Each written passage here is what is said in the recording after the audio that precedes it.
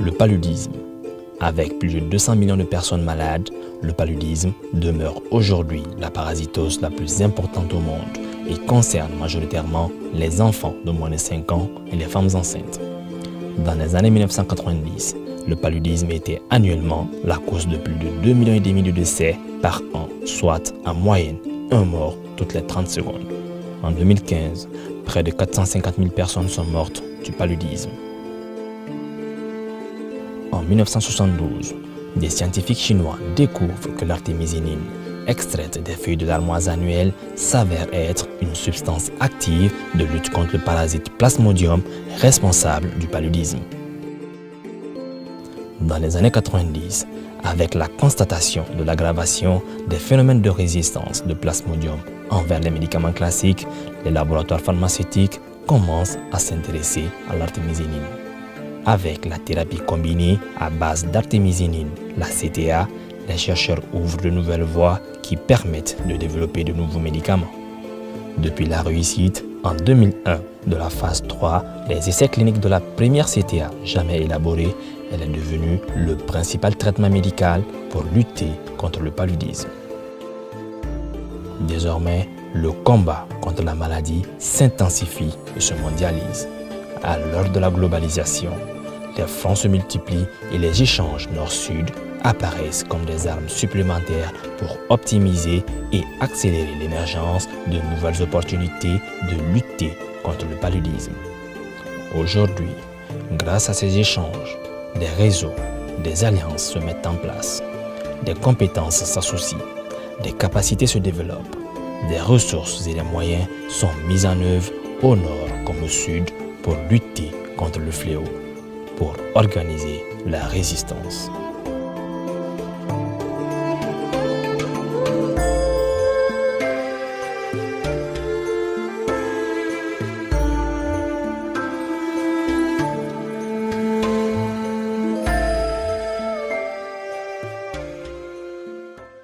Le réseau ouest-africain pour le développement clinique des médicaments antipaludiques, que nous appelons WANICAM en anglais, est venu d'une situation qui est une permanence dans le domaine de la recherche et dans le domaine de la lutte contre le paludisme en général.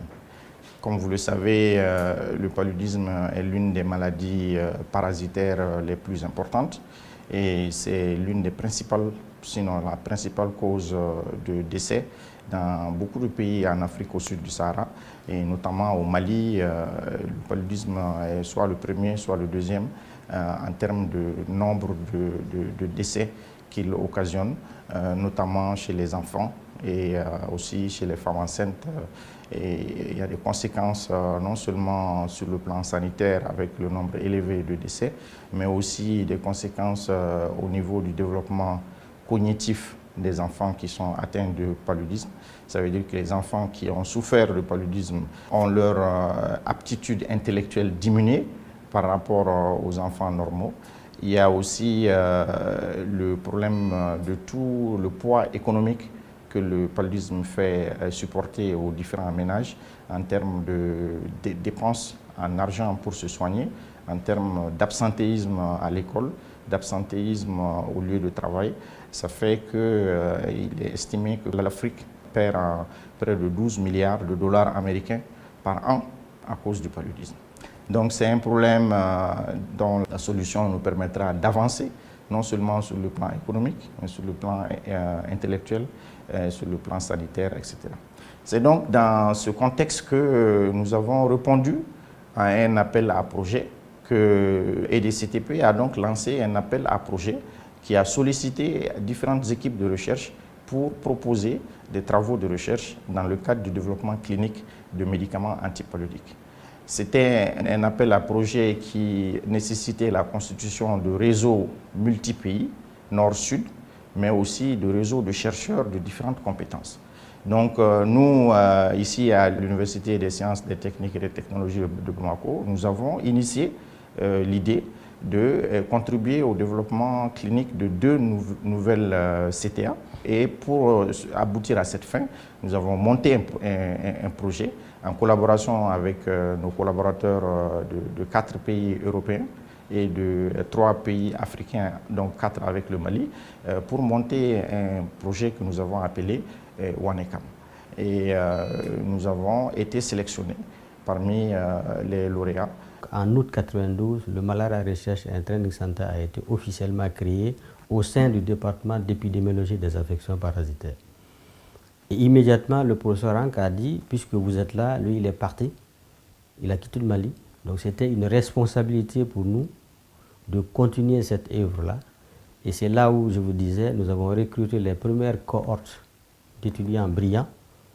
Et notre vision au sein du département, c'est d'assurer la transition. Donc dans cette vision est venue au bon moment une initiative européenne de mettre en place des réseaux de centres capables de faire des essais cliniques de même niveau qu'en Europe, aux États-Unis, qu'on appelle ICH-GCP, et c'est le programme WANECAM qui est un de ces programmes.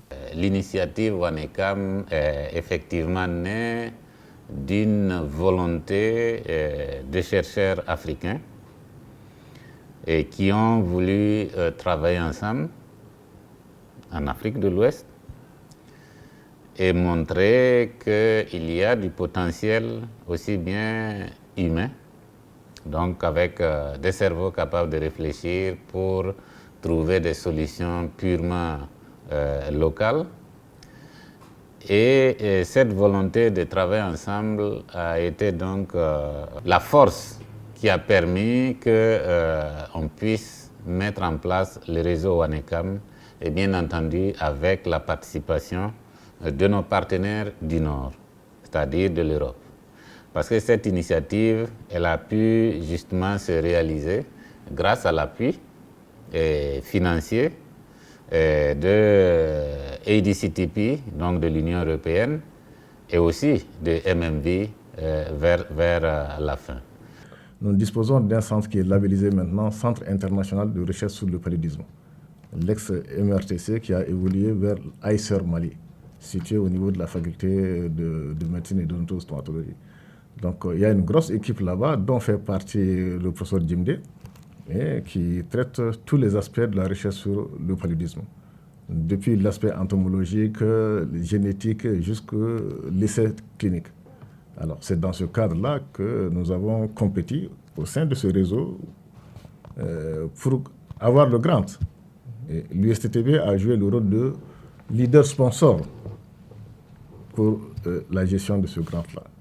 En Afrique de l'Ouest, nous avons le Mali, qui est donc à tête de liste, le coordonnateur est du Mali même, la Guinée et le Burkina Faso, et avec la Gambie.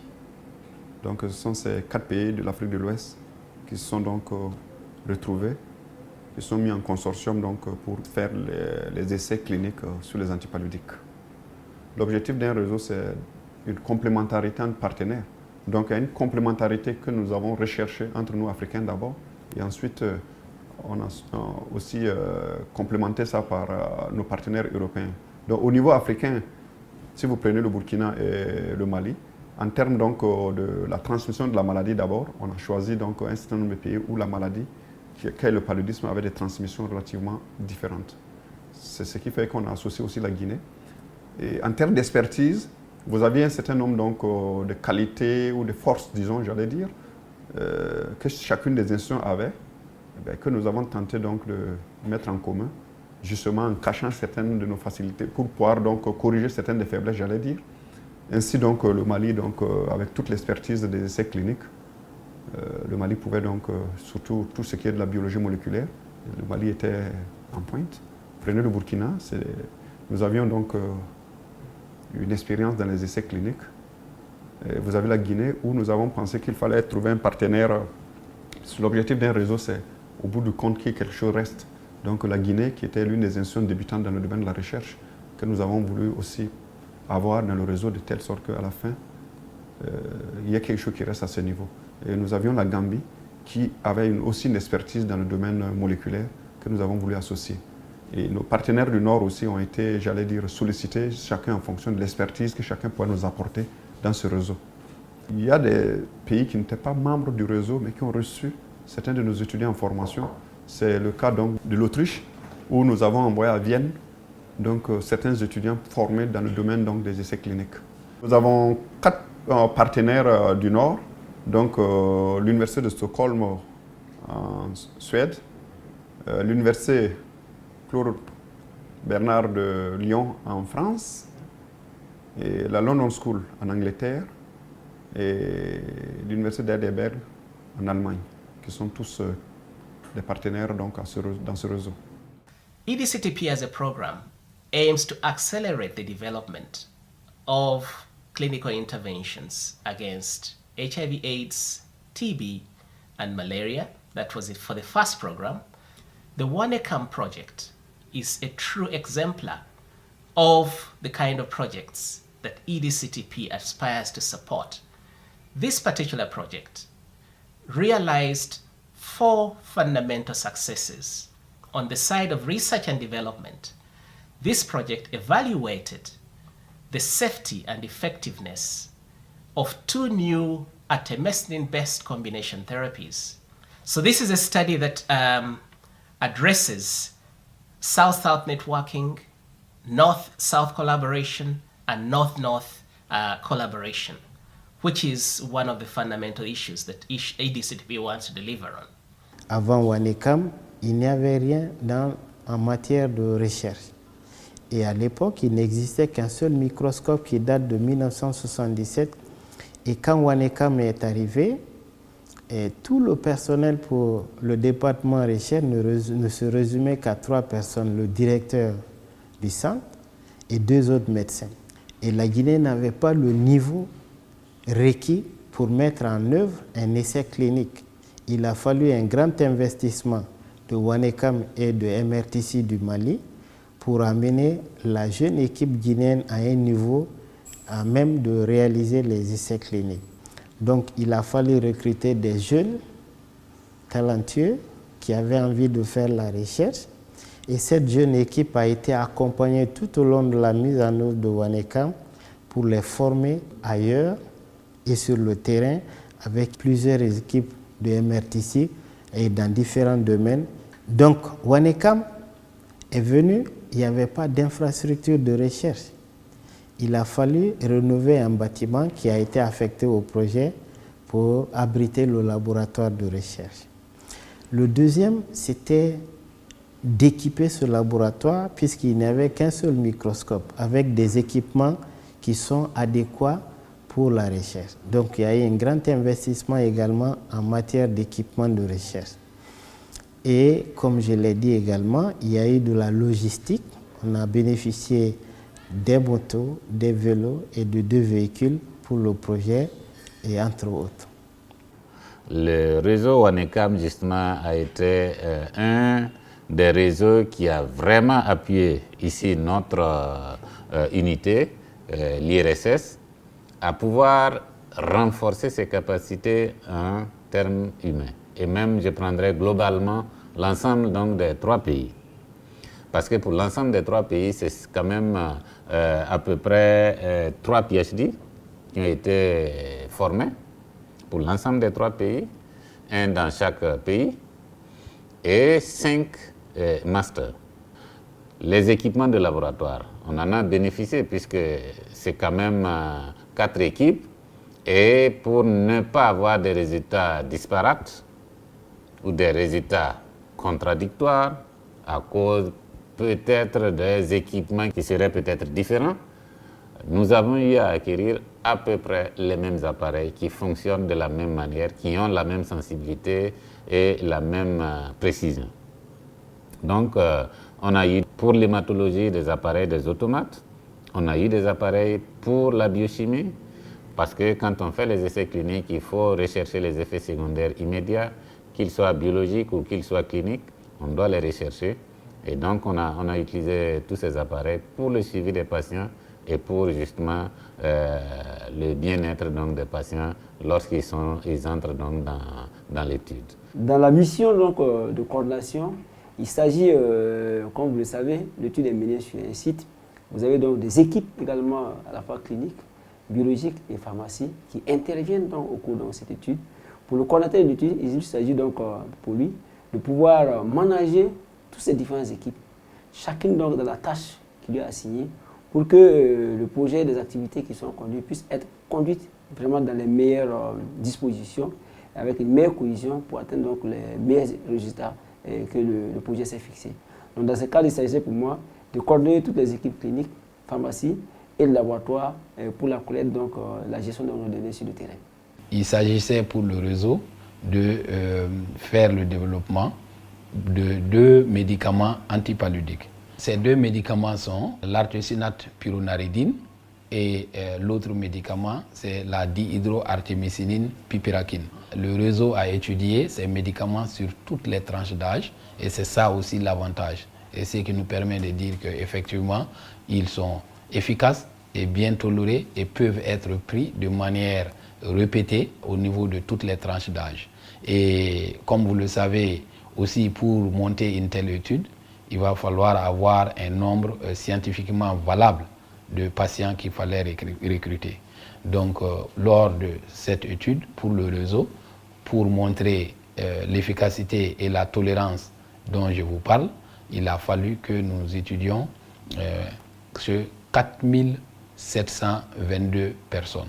Au jour d'aujourd'hui, c'est vrai que nous avons de bons médicaments contre le paludisme, mais nous nous attendons à ce qu'au fil du temps, comme ce fut le cas avec la chloroquine, comme ce fut le cas avec d'autres médicaments contre le paludisme, que ces nouveaux médicaments également, le parasite réussisse à développer des résistances contre ces nouveaux médicaments. C'est pour cela que nous, en tant que chercheurs, notre ambition et notre rôle, c'est de prendre de l'avance, c'est de développer des médicaments nouveaux afin que non seulement augmenter le choix thérapeutique, mais aussi de nous apprêter au cas où les médicaments actuels perdent leur efficacité, que nous ayons de nouveaux médicaments à proposer aux décideurs politiques pour la prise en charge des cas de paludisme.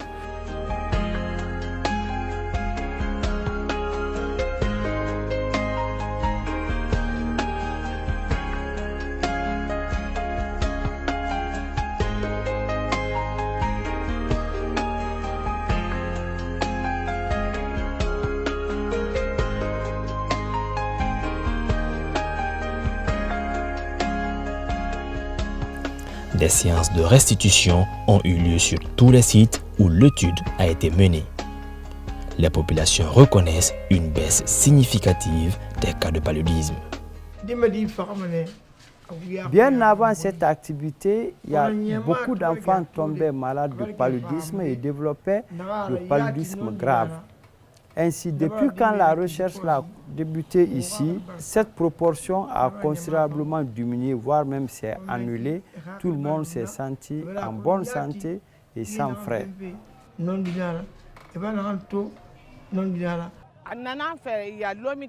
Avant l'arrivée de Wanekam, nous rencontrions beaucoup de difficultés en ce qui concerne les problèmes de santé de nos enfants.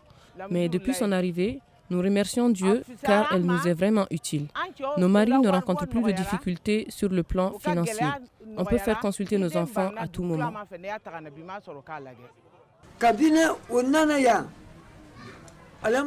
leur arrivée ici au village, nous remercions Dieu car le paludisme a connu une réelle perte de vitesse. Chez nous ici, le professeur Jimde et ses collaborateurs ont fait le travail comme il se doit. Donc MMV est une organisation non gouvernementale dont le but principal est de développer des médicaments antipaludiques en collaboration, en général avec l'industrie pharmaceutique d'un côté et avec des universitaires de l'autre côté. L'intérêt de cette collaboration était en premier lieu de travailler avec une grosse équipe de chercheurs et d'universitaires d'Afrique de l'Ouest, du Mali, du Burkina Faso et de Guinée. Et d'un autre côté, comme c'était une étude antipaludique et qu'ils avaient besoin de médicaments antipaludiques, il y avait une demande pour une collaboration avec l'industrie pharmaceutique et nous avons fait le lien entre les deux. Le projet était très ambitieux, avec une très grosse étude, avec un nombre très très élevé de patients. Et c'était un très gros challenge et je pense que ça a été très positif au bout du compte. It's been a wonderful project with a very wide-ranging team in both Europe and Africa. And one of the aspects that's been most positive and rewarding for us are the new professional friendships that we've made with African collaborators and, of course, our fellow Europeans. The role that we've taken on has been on the molecular genetic side, doing some of the epidemiological work on drug resistance markers, but also applying a newly developed quantitative PCR approach to looking at how quickly the drugs reduce the number of parasites in the blood of malaria patients. My role in the WANACAM project was to develop molecular assays to help study the efficacy of ACT drugs in a WANACAM study, and also participated in the capacity building. The capacity building was mainly focused on the training of African partners on quantitative molecular methods in detecting malaria. We also realized that within this field of research we had quite complementary experiences and expertise, and so we developed an eagerness to develop a joint venture, including of course high quality research within the field, both from the clinical field side as well as within molecular biology, and developing this in the framework of PhD programs and some general research capacity development in both sides actually. And so first we didn't know where would we apply for this joint venture, and then eventually the opportunity came with a call from the EDCTP, which very much fitted our interest or set of our orientation. This is the EDCTP program on clinical trials, and which required also that we several partners outside our two countries. So eventually it became a consortium of, as you know, several African countries with a couple of European countries. Nous terminons donc une aventure qui a été exaltante à plusieurs égards. En effet, compromis grâce à ce travail, deux nouvelles combinaisons thérapeutiques à base d'artémisinine viennent enrichir l'arsenal thérapeutique pour la prise en charge du paludisme non compliqué en Afrique subsaharienne. Nous avons significativement amélioré les compétences de nos différentes équipes. Nous avons renforcé l'infrastructure de recherche tant dans nos bases respectives que dans nos villages d'études. Nous avons créé un réseau de recherche dans la sous-région, réseau qui fonctionne pratiquement comme une seule et même équipe transnationale. Et durant les 7 dernières années qu'ont duré le projet, nous avons créé près de 200 emplois directs. En résumé, au-delà de la recherche proprement dite, ce fut un véritable projet de développement pour la sous-région. Tout cela n'aurait pas été possible sans le travail acharné de nos chercheurs et équipes de soutien, de tous nos collaborateurs, la franche collaboration de nos populations d'études, le soutien sans faille de toutes les autorités sanitaires, financières, politiques, depuis notre hiérarchie jusqu'aux plus hautes autorités de nos pays respectifs, l'appui financier de nos gouvernements respectifs, de EDCTP et de MMV. À tout ceci, nous disons merci.